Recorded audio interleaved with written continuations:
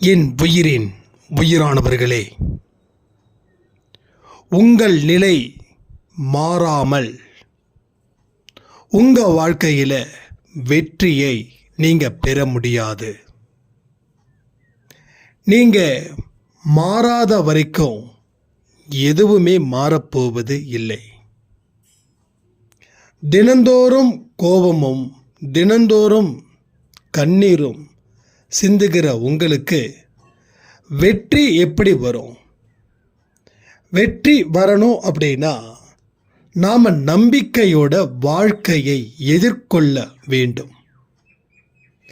நம்பிக்கை இல்லாத வாழ்க்கையில் சோகமும் அவநம்பிக்கையும் தோல்வியும் அவமானங்களும் நிரந்தரமாக குடியேறும் சக்திகளாக இருக்கிறது. ஒரு மனுஷனுக்கு ஒன்று நல்ல சக்தி கிடைக்கும், இல்லைன்னா கெட்ட சக்தி கிடைக்கும். நல்ல சக்தி வரணும் அப்படின்னா கெட்ட சக்தியை மாற்றணும். அந்த இடத்த மாற்றி அந்த இடத்துல நல்ல சக்தியை அமர வைக்க வேண்டும். அதற்கு தெய்வத்தோட துணை இருக்கணும். நீங்கள் போராடக்கூடிய குணமும் இருக்கணும். உங்களுடைய குணத்தை நீங்கள் மாற்றாத வரைக்கும் தெய்வத்துடைய துணை உங்களுக்கு என்றுமே இல்லாமல் போய்விடும். முகத்தை நிறைய தண்ணீரை விட்டு கழுவுங்க. கழுவி சாய்ப்பா முன்னாடி உட்காருங்க. இனி நான் உன் பிள்ளையாக இருந்து என் வாழ்க்கையில் வரக்கூடிய சவால்களை எதிர்கொள்வேன். சக்தி இல்லாத கை என் கை, இதை சக்தியான கையாக மாற்று. நான் எனக்கும் என்னை சார்ந்தவர்களுக்கும் உதவி செய்பவனாக நான் வாழ உன்னுடைய துணை வேண்டும் என்று உறுதியாக சொல்லுங்கள். உறுதித்தன்மை இங்கே ஏற்படுத்தணும். உங்களை தாண்டி வாழ்க்கை உங்களை இப்போ வரைக்கும் கைவிடலை. ஏன்னா இப்போ வரைக்கும் நீங்கள் உயிரோடு வாழ்ந்து கொண்டு இருக்கக்கூடியவர்கள். உங்கள் உயிர் உங்களை விட்டு போகலை. அப்போது உங்களுக்கு கடவுள் மேலும் மேலும் வாய்ப்புகளை வழங்கிக்கிட்டே இருக்கார். ஏன் தெரியுமா? இருக்கக்கூடிய கர்ம வினைகளை நீ குறைக்கணும், அதை அழிக்கணும் அப்படின்னு முடிவு பண்ணா அதை எதிர்த்து போராடணும், அதையும் நீ முடிவு செய். என் வாழ்க்கை ஏன் இப்படி ஆயிடுச்சுன்னு ஃபீல் பண்ணாத. இப்படி என் வாழ்க்கை ஆயிடுச்சே, இந்த வாழ்க்கையை மாற்றி நான் காட்டுவேன்னு சொல்லி உன்னுடைய அந்த வைராக்கியத்தை ஏற்படுத்தி நீ வாழ்ந்து காட்டிடு. உன்னிடம் இருக்கக்கூடிய குறைகளை சரி செய்ய முயற்சி செய். அதை சரி செய்ய முடியவில்லை என்றால் ஆண்டவனுடைய பாதத்தில் அதை வைத்துவிடு. உன்னால் என்ன உன்னை சரி பண்ண முடியுமோ அதை மட்டும் சரி செய்திடு. சரி செய்ய முடியாததை நினச்சி கவலைப்படுறது உன் வாழ்க்கையில் உன்னை நீயே அழித்து கொள்வதற்கு சமம். மேலும் மேலும் பிரச்சனைகள் வருது. ஏன் வருது? ஒரு பிரச்சனைகளை நீ அதை தீர்க்கமாக ஆராயாமல், அதை கண்டுக்காமல், அதை தாண்டி போனதால் அது திரும்ப திரும்ப வேற ஒரு ரூபத்தில் முளைக்குது. அப்போ பிரச்சனை பார்த்து பயப்படுறவங்க அதை தாண்டி போகிறாங்க.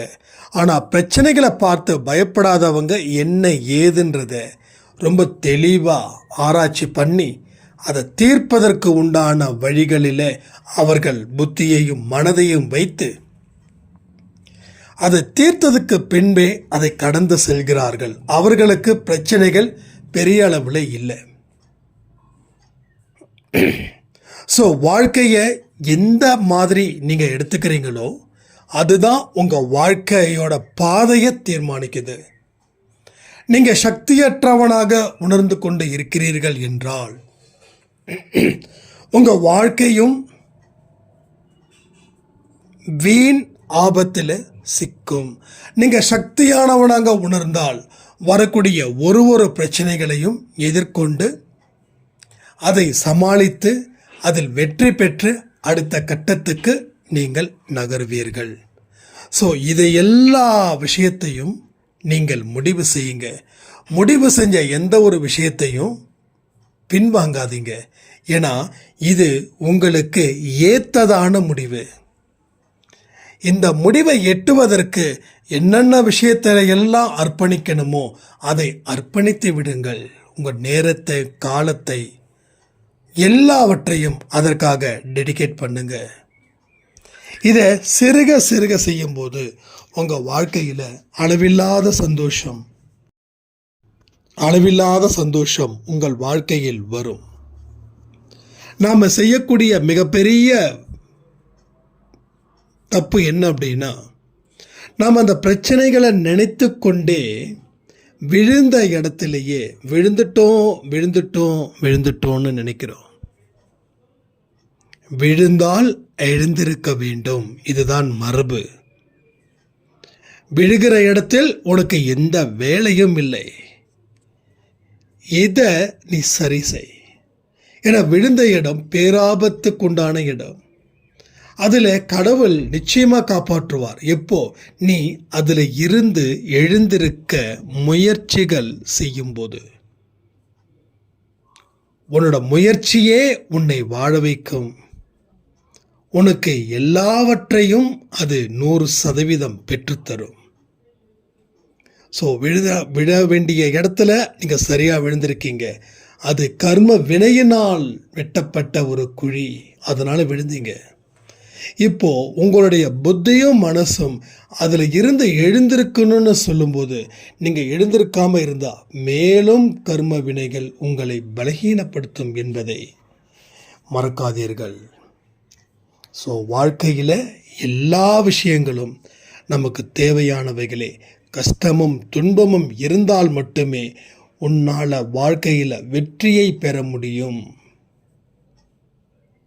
ஒரு அம்பை எடுக்கும்போது நம்ம கை பின்னாடி இழுக்கும்.